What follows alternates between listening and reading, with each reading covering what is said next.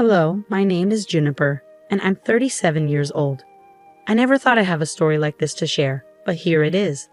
Get ready, everyone, because it's quite a ride. One sunny afternoon, my in-laws, Margaret and Julian, came to our house after a long-awaited vacation.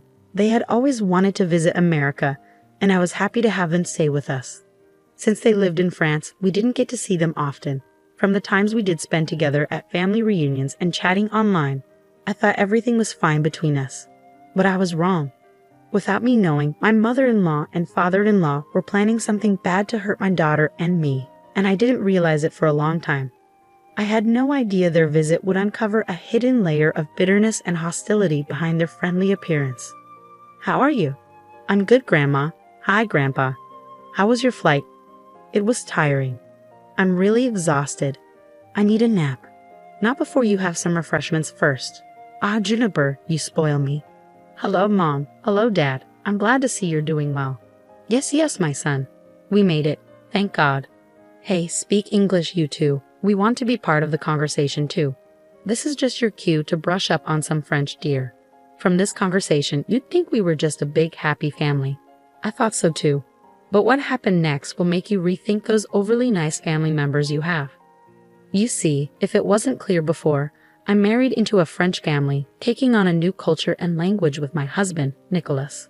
While I hadn't become fluent in French, I knew enough to sense when something was wrong. Margaret and Julian always acted warm and loving when Nicholas was around, hiding their true feelings about me and my daughter, Ashley. I began to see their true colors when my husband went to work. As a housewife, I spent most of my days at home, taking care of our household and family. With my in-laws visiting, I made sure to be home so we could catch up. Ashley had just finished her freshman year of university and was home for the summer, so she and I finally had time to spend with our relatives. I hoped for a joyful and harmonious time together, filled with games, laughter, and truly getting to know each other better. At first, everything seemed fine, but as the days went by, I noticed a strange pattern. My in-laws started speaking exclusively in French, deliberately excluding Ashley and me. We tried to be polite and didn't say anything out of respect. One day, Ashley asked, "Mom, why are they always talking in French now?" "Oh, sweetheart, it's okay. That's the language they're most comfortable with, so we need to be understanding." "I get that, but it's happening all the time now. I thought we'd get to hang out with them and have a great time together." "We will, sweetie, we will. Let's just give them time to adjust to America. It must be a lot for them to handle, okay? It'll get better. I know it will." So Ashley and I dismissed it as just a harmless quirk.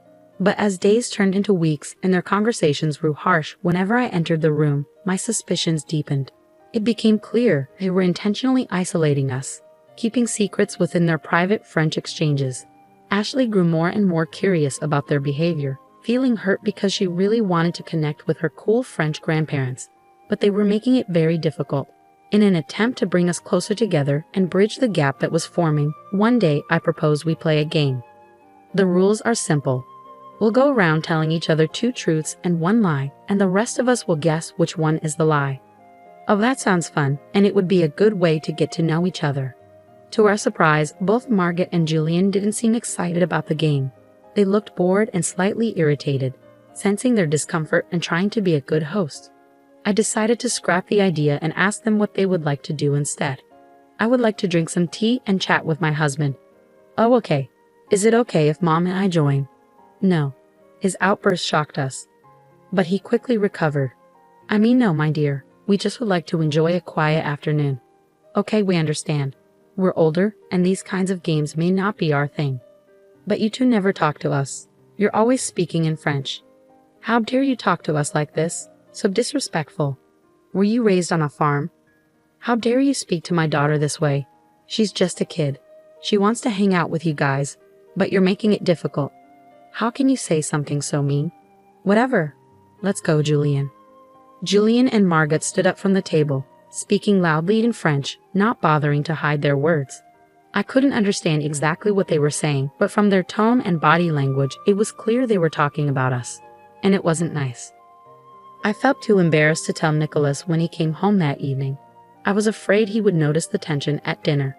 To our surprise, both Margaret and Julian were suddenly very nice to us, As if nothing had happened earlier, we were chatting as if we were one big happy family, but Ashley and I couldn't shake off the feeling that something wasn't right. Days later, fueled by curiosity and feeling betrayed, I decided to take action. While Margaret and Julian chatted in the living room, I discreetly reached for my phone and hit record. With shaking hands, I captured their voices and words, hoping to uncover the truth hidden in their secret conversations. After successfully recording their voices, I gained confidence. One day turned into 2, then 3, then 4, and soon I had collected recordings of their conversations spanning a week. I carefully gathered evidence, documenting whenever they spoke. I only had basic knowledge of French, so I couldn't understand everything they said. But as I listened repeatedly, I caught some rude words. I was afraid of what I might find if I translated everything, but I knew I had to uncover the truth. Luckily, I had a friend who spoke French. Camille was from Senegal and moved to the States as a baby. Although she grew up as an American, her immigrant parents made sure she could still speak her native language. She was the perfect person to help me decipher the information. I called her and asked her to come over. Once she arrived, I took her to the back of the house so Margaret and Julian wouldn't see her. Camille and I found a moment alone outside to talk. I poured my heart out to her, sharing all the strange behavior and my growing suspicions. Camille was incredibly supportive, promising to help me uncover the truth. From what you're saying, it sounds like you're talking about some shady stuff. But don't worry, I'll do my best to help. Thanks, love. You're a lifesaver. Just being a best friend. As I played the audio for Camille, her face went pale, and she started trembling. Camille, what's wrong? I can't breathe. Panic attack. She was gasping loudly for air, and I started to feel scared too. I never expected her to be so overwhelmed by what she heard. Fear gripped me as I tried to calm her down, doing my best to provide comfort. I hurried inside to get a glass of water and helped her lie down in the cool shade to calm down. I served her and massaged her skin until her attack subsided. Thankfully, I managed to help her without raising suspicion from Margaret and Julian, who were probably still gossiping inside. Ashley happened to be near her bedroom window and overheard the commotion. Worried, she rushed downstairs to check on us. I explained what happened, telling her that I secretly recorded her grandparents, and it was so disturbing that it caused Camille to have a panic attack. We were both horrified by what we might uncover when Camille was ready to talk. Once she had fully recovered and was safe in my bedroom with Ashley, Camille apologized for her reaction. Don't you dare apologize. You did nothing wrong. What matters is that you're safe now. Julian and Margaret didn't see you. They're outside in the front lawn, so Ashley and I managed to bring you upstairs. You really scared us, Camille, but I'm relieved you're okay. I probably should have warned you about my panic and anxiety attacks, but I wasn't expecting to hear such awful information. Tell us, Camille, what were they saying? Camille took a deep breath and a sip of water before relaying what she heard on the recordings. Juniper, Ashley, there's no easy way to say this. It seems Margaret and Julian want to. They want to sell Ashley on the black market to some really awful people. Both Ashley's and my jaws dropped. We were shocked. What on earth? That's not all. They said they wanted to sell you to Juniper. They planned to fake your deaths in a car accident and make it look like your body's burned up in flames so there's no evidence. They thought they'd make a lot of money from Ashley because she's young. I feel sick. They were so cold and heartless about everything, you guys. Like I didn't care at all that they were going to sell you to such twisted people. That's why I had a panic attack. I'd never heard someone talk so openly about such a terrible crime. You can take a break if you need to, both of you. It's a lot to handle. Why aren't you crying? Aren't you sick, Mom? Of course I am, but right now, I'm just angry. They threatened to hurt you, Ashley, and for that, I will never forgive them. They said more awful things, but I'll spare us the details, at least for now. Camille, Ashley, and I felt extremely scared and sick. We couldn't believe we'd been living with criminals for a month. I was filled with rage. I wanted to confront them, but Camille stopped me. June, I understand you're upset, but you can't go down there and confront them. What do you mean? They threatened my daughter's life. I know, Juniper. I just don't think it's safe for you to confront them without a plan. You live with these people. Who knows what they might do if they feel threatened? You're right. We have an advantage because we know their plans. We can't lose that. So what's the plan? We're getting out of here. What? Yes. Pack your essentials and lock your door, just in case. I'll do the same. Camille, help Ashley while I call Nicholas. Okay, we'll be back when we're ready. Once they left the room, I couldn't hold back my tears. I felt so overwhelmed by everything I had heard, but I was relieved to know the truth, even if it was painful. I called Nicholas and told him everything. I explained how his parents had been treating us, the rude outburst towards Ashley, and the recordings with Camille's translations. I'm sure you'll understand what they mean. Camille didn't give all the details, but enough to know we're not safe here. I'm taking Ashley to Camille's house after I finish packing, but I had to tell you everything. I know it's a lot to take in. Yeah, that's a lot. I'm sorry I didn't tell you sooner about the other stuff. I thought I could handle it. I didn't want to upset you. Let me listen to the audio, okay? I'll get back to you. We ended the call, and I continued packing, keeping an eye on the window to see if Margaret and Julian were still outside. When I finished packing, Camille and Ashley returned to my room. Just then, I received a call from Nicholas.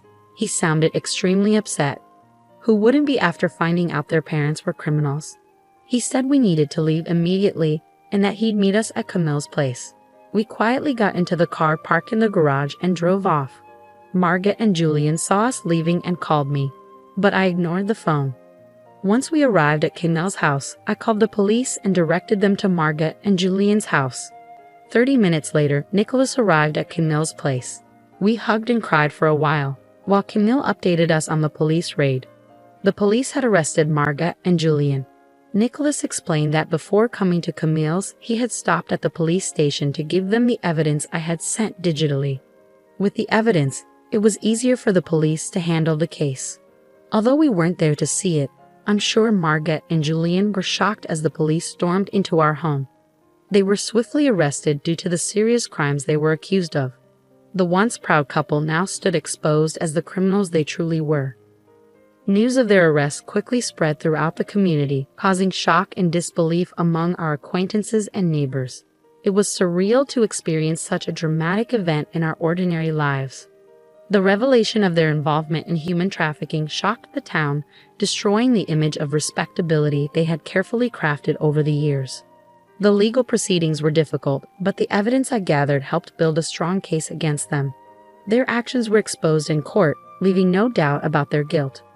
The jury, horrified by their crimes, unanimously found them guilty on multiple charges related to human trafficking and conspiracy. As the judge delivered the verdict, there was a sense of relief and satisfaction in the courtroom. Margaret and Julian, once respected by Nicholas, Ashley, and me, now faced the consequences of their actions. They were sentenced to long prison terms and would also face trial in France, where laws regarding such crimes are stricter. This meant we wouldn't see them for a long time, and given their ages, they would likely spend the rest of their lives behind bars. They were considered a serious threat to our family, and their sentences ensured they would be kept away from society. Good riddance. Their arrest and conviction made national news, serving as a warning to others who thought they could commit such crimes without consequences. It was a victory for justice and a reminder that everyone is accountable under the law. While the legal process dealt with their crimes, Ashley, Nicholas, and I focused on healing and rebuilding our lives. The betrayal by Margaret and Julian left lasting scars, especially for Nicholas. But we stood together, supporting each other as we navigated the aftermath of their arrest and worked to overcome the trauma we had endured. Our bond grew stronger through it all. Ashley, how are you feeling these days?